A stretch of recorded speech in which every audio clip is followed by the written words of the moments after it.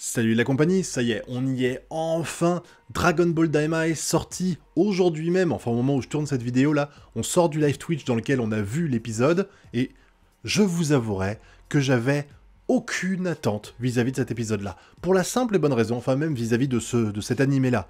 Parce que je pense que j'ai vu les choses hautes à un moment donné dans Dragon Ball Super, et dès qu'il y avait un nouveau synopsis, dès qu'il y avait un nouvel arc, j'étais très enthousiasmé parce que je trouvais que les idées étaient là, qu'il y avait du potentiel vraiment intéressant, et à chaque fois il y avait un truc qui niquait tout, et qui faisait que c'était raté, et je m'étais promis pour Dragon Ball Daima, non, je ne vais pas m'enthousiasmer, je ne vais pas me dire ça va être incroyable et tout ça, et j'ai tellement bien fait, parce que honnêtement, et je vais nuancer mon propos dans cette vidéo-là, mais j'étais très déçu de cet épisode, alors que j'avais aucune attente.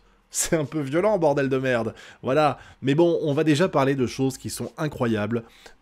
Le début, les 10 ou 15 minutes d'intro, faut pas juger le fait... J'ai vu des gens dire c'était lent, c'était chiant et tout ça. Oui, l'épisode durait 30 minutes, mais il fallait être capable de présenter aux nouveaux qui n'ont jamais vu Dragon Ball, parce que oui, ça existe, et qui voulaient peut-être en voir Dragon Ball Daima, parce que pour moi, le but, c'est de toucher un nouveau public plus jeune. J'y reviendrai après, justement, à ça. Et du coup, un public plus jeune n'a pas vu Dragon Ball Z, Dragon Ball Super, éventuellement. Donc, il faut lui rappeler les événements qu'il y a eu à l'époque de l'Arc-Bout. Donc, on a une douzaine de minutes dans lesquelles on va revoir certaines scènes marquantes de Dragon Ball Z, enfin pas remasterisé, mais carrément retravaillé tout ça, et c'est incroyable. C'est incroyable. Pour une personne comme moi qui a connu Dragon Ball à l'époque, qui avait les frissons en regardant ce qui s'est passé là, revoir ces scènes-là avec l'animation de 2024, putain, mais j'en rêverais tellement, mais j'avais tellement envie de me dire, putain, mais faites un remake, c'était incroyable ce qu'on a eu là. Ça m'a tellement donné envie de revoir tout le départ avec plus de dynamisme et tout ça, des technologies et des capacités comme on les a aujourd'hui, ça ferait un magnifique Dragon Ball. C'est sûr et certain, ça serait masterclass. Mais bon, je pense que l'animé de base marche encore très bien, malgré tout ce qu'on peut dire dessus éventuellement. Donc, et puis il est très regardable, il n'y a pas de souci, malgré le fait qu'il accuse le coup, il date des années 90. Mais ça marche encore trop bien pour qu'il fasse un remake, je pense, honnêtement. Mais bon, le début était bien, j'ai bien aimé les alternances de scènes où on a vu un petit peu les réactions des deux personnages. Il y a un démon et il y a le frère du Kaioshin qu'on a là, qui commentait ce qui s'est passé, qui parlait de Dabla, qui est évidemment un démon. On voyait un petit peu ce qui se passait, visiblement Babidi aussi est un démon. C'est ce qu'il disait, alors que tout à l'heure ils expliquent que les démons c'est ceux qui ont des oreilles pointues et eux ils en ont pas. Donc, enfin, il en a pas du tout d'oreille, Babidi, donc c'était un peu bizarre, mais bon, ça sera la première bizarrerie. Mais du coup, c'était intéressant, en fait, de voir de voir le point de vue ici, en plus des belles images et tout ça, ça m'a fait vraiment plaisir, il y a eu vraiment de la très bonne qualité. Moi-même, j'étais content, et je me suis dit, ça commence bien, voilà. On met les attentes de côté, parce que pour l'instant, on se contente juste de nous replacer le contexte, et c'était très bon, quoi. Et après... on a enchaîné avec 2-3 infos sur le royaume des démons, sur visiblement le fait que comme Dabla est mort, c'est le nouveau le nouveau gamin là qui est, enfin gamin, il est petit c'est pour ça que je dis ça, qui hérite du trône et qui devient le roi du royaume des démons. Il y a le Kaioshin, enfin il y a le frère du Kaioshin, il y a visiblement la sœur de Kaioshin aussi qui est là. Je veux dire, on n'en a jamais entendu parler, mais il pop comme ça, pourquoi pas, qui s'occupait du département de recherche et tout ça. Il y a toute une histoire sympa que je trouve, parce que il y a un troisième personnage qu'on voit là aussi, qui est un petit peu dans l'ombre, avec la peau bleue et tout ça.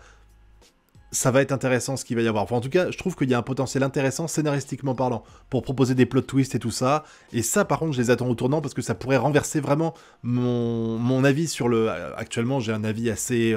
plutôt moyen-moins, on va dire, sur Dragon Ball Daima. Mais il y a un potentiel incroyable derrière, donc je vais clairement pas l'enterrer aujourd'hui. Mais là, vraiment, entre elle, le frère et le mec en bleu, là...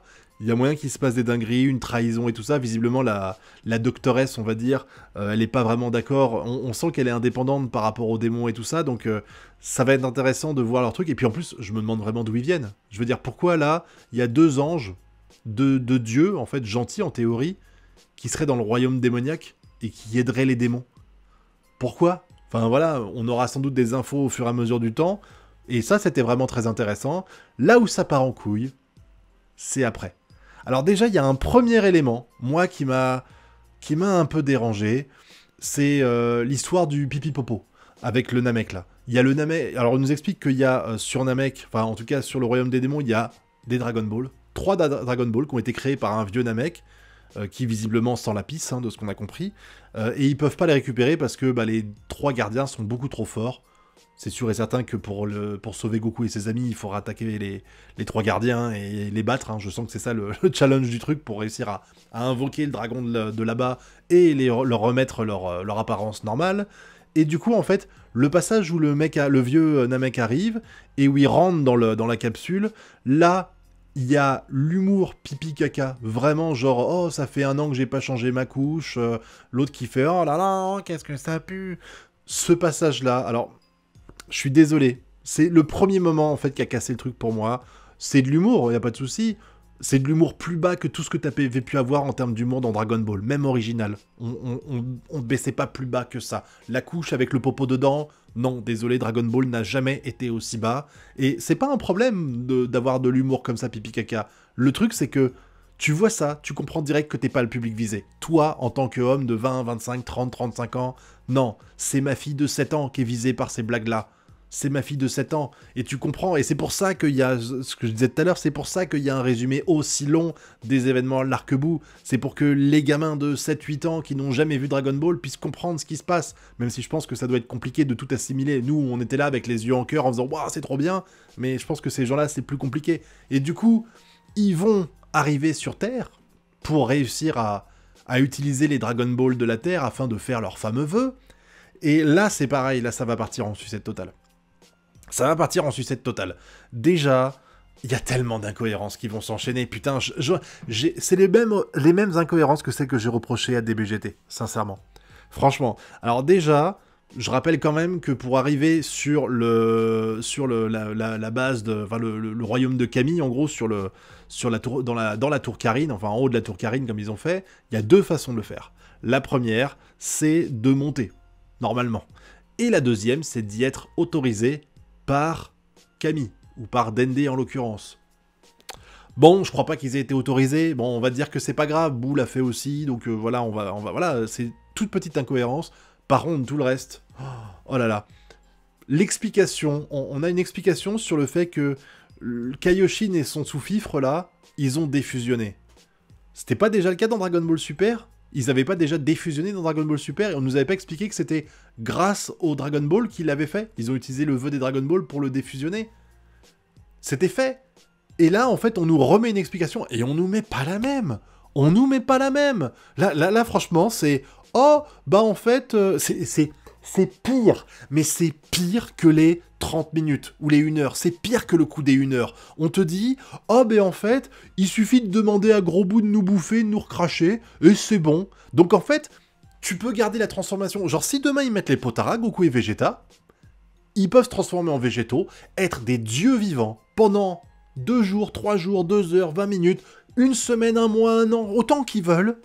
Et derrière, il suffira de demander à Boo de le mettre dans leur bouche et de leur cracher. Et voilà, défusionner. Donc non seulement là, tu viens d'enculer ce qui se passe dans DBS, et qui était cohérent malgré ce qu'on peut dire, parce que du coup, ça justifiait... En plus, je trouvais à l'époque que c'était un peu débile, l'histoire du « Oh là là, environnement maléfique, du coup, on défusionne ». C'était le timing a fait que c'est au moment où ils sont rentrés dans le corps de Boo qu'il y a eu l'heure, et que du coup, ils défusionnent. Je trouvais ça plutôt bien, moi, perso. Donc tu remets ce délire-là, donc déjà, tu baises Dragon Ball Super, qui est canon. Je le répète encore une fois, Dragon Ball Super, c'est canon. Donc là, on vient de créer une incohérence au sein de l'œuvre même. Mais en plus de ça, en fait, il n'y a plus aucun intérêt à ne plus fusionner. Et t'as même plus la limite de temps. Tu peux vraiment faire ce que tu veux. Voilà, t'as un adversaire qui est trop fort pour Goku et Vegeta. Fusion Potara. Et puis quand le combat sera fini, on laisse Boo le mastiquer pendant 2 minutes. Et c'est plié, c'est terminé. Franchement, non mais c'est de la merde. C'est de la merde. Et on peut aller plus loin aussi. Comment les gens sur les réseaux sociaux ont pas pu gueuler sur ce vœu de merde? Il n'y a aucune cohérence à ça.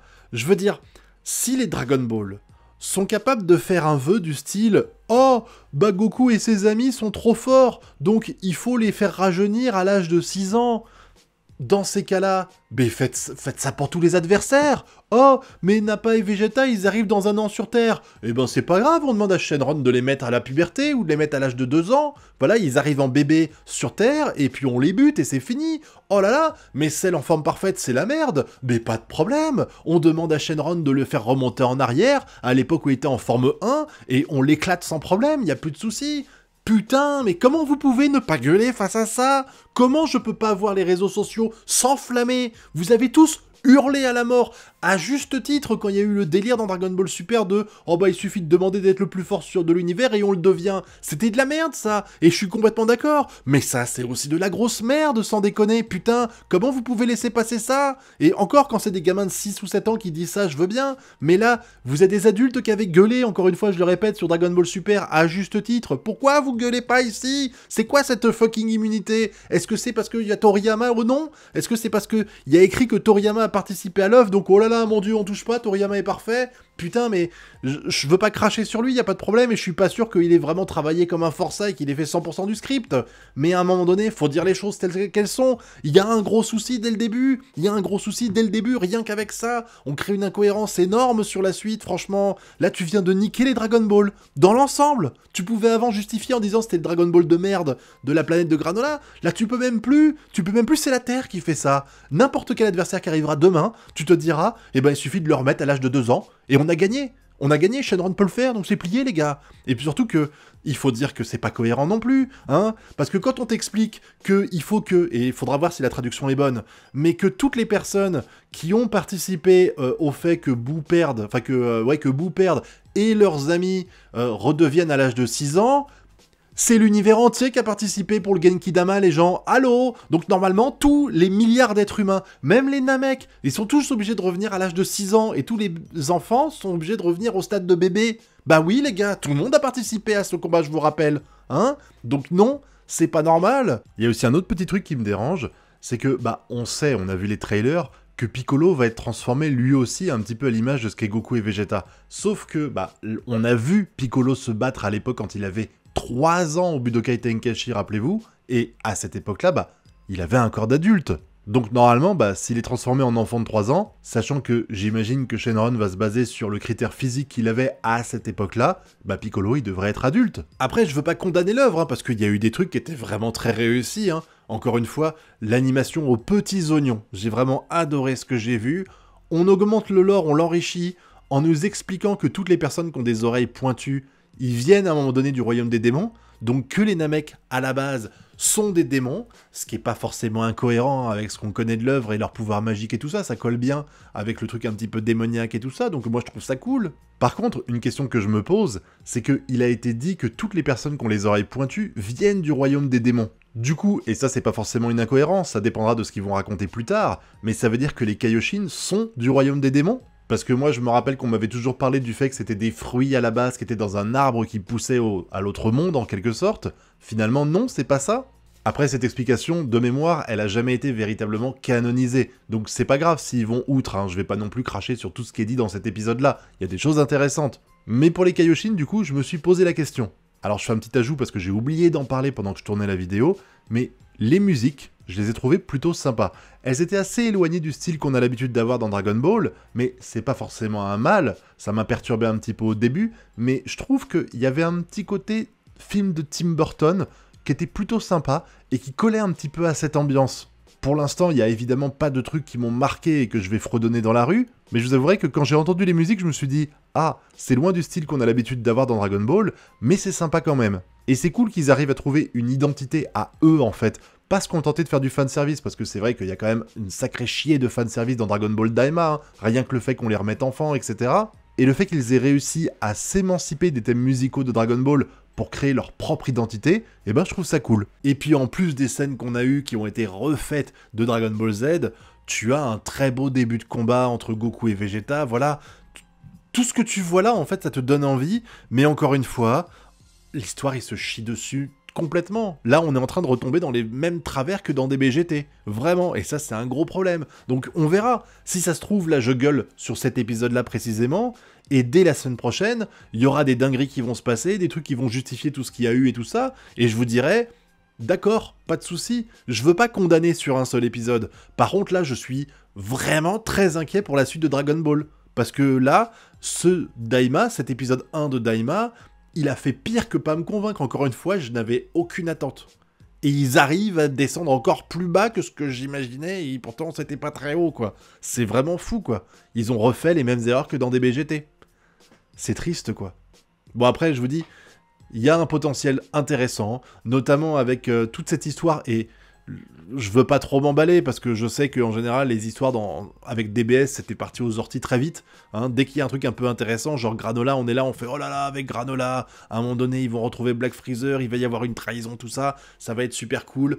Finalement, il n'y a rien eu de tout ça. Et là, en fait, je suis en train de me faire monter le bourrichon avec les personnages qu'on a vus, là. Le frère du Caillot, la sœur de Caillot, le mec qui était un peu caché et tout ça. Je suis en train de me monter en disant, putain, là, il va y avoir des plot twists, il va y avoir des trucs, on va voir qu'il y a un deuxième camp, que la doctoresse, elle est pas vraiment avec eux et qu'elle va essayer de leur faire à l'envers. Il y a plein de trucs où je me dis, putain, ça va être fou. Il faut pas que je fasse ça, parce que à chaque fois dans Dragon Ball, depuis DBS, je suis déçu en me faisant des films comme ça, mais j'arrive pas parce qu'il faut que je sois dans le déni de ce que j'ai vu ce soir, et qui nique encore une fois l'œuvre Dragon Ball un peu plus. C'est dur d'être fan de Dragon Ball en ce moment, hein, franchement, et j'ai beaucoup d'admiration pour les gens qui arrivent à m'expliquer que ce qu'on a vu ce soir était banger, parce que putain, faut éteindre le cerveau hein, pour apprécier ça. Sans être méchant, faut vraiment être dans la pure nostalgie pour trouver formidable ce qu'on a eu aujourd'hui. Pas en termes d'animation, qui était vraiment très réussi, pas en termes d'ambiance et tout ça, mais vraiment en termes d'histoire. C'est tellement creux, c'est tellement incohérent, il y a tellement de choses qui vont pas. Oh là là là, rien que d'en reparler, ça me saoule. Vraiment, vraiment, ça me saoule. Vivement la semaine prochaine qu'on puisse me dire « Marco, t'avais tort, tu disais de la merde, tout s'est arrangé, tout ça, tout ce que tu trouvais incohérent a trouvé de la cohérence dans l'épisode 2. » Mais je signe tout de suite, les gars, j'aime Dragon Ball et ça m'amuse pas de dire du mal de Dragon Ball. Mais cet épisode-là est raté. Cet épisode-là est raté, parce que là, je suis pas du tout hypé par ce que j'ai vu. J'étais en colère en sortant de l'épisode, j'étais en colère. Alors que ça avait super bien commencé. C'est ça qui est vraiment dommage, quoi. Mais toujours pareil, dès qu'on parle d'histoire dans Dragon Ball, dès qu'on veut faire un peu de complexité, on peut même pas parler de complexité, les gars, putain, c'est pas SNK. Et encore, SNK, c'est pas l'œuvre la plus complexe que j'ai vue. Et ben, c'est raté. Voilà. Donc espérons que les prochains épisodes me donnent tort et que tout aille bien, mais là on part sur énormément d'incohérences, et tout ce que j'espère qui va pouvoir sauver les meubles en termes d'histoire, en termes d'intrigue et tout ça, j'ai peur que ça n'arrive pas, hein. Espérons que j'ai tort. Espérons que j'ai tort. Voilà. N'hésitez pas à me dire ce que vous avez pensé de cet épisode-là, je suis désolé d'avoir cassé votre rêve si vous aviez adoré ce que vous avez vu, hein, et puis vous connaissez la chanson, le pouce bleu, l'abonnement et le partage. Quant à nous, on se retrouve bientôt pour de prochaines vidéos. Tchuss!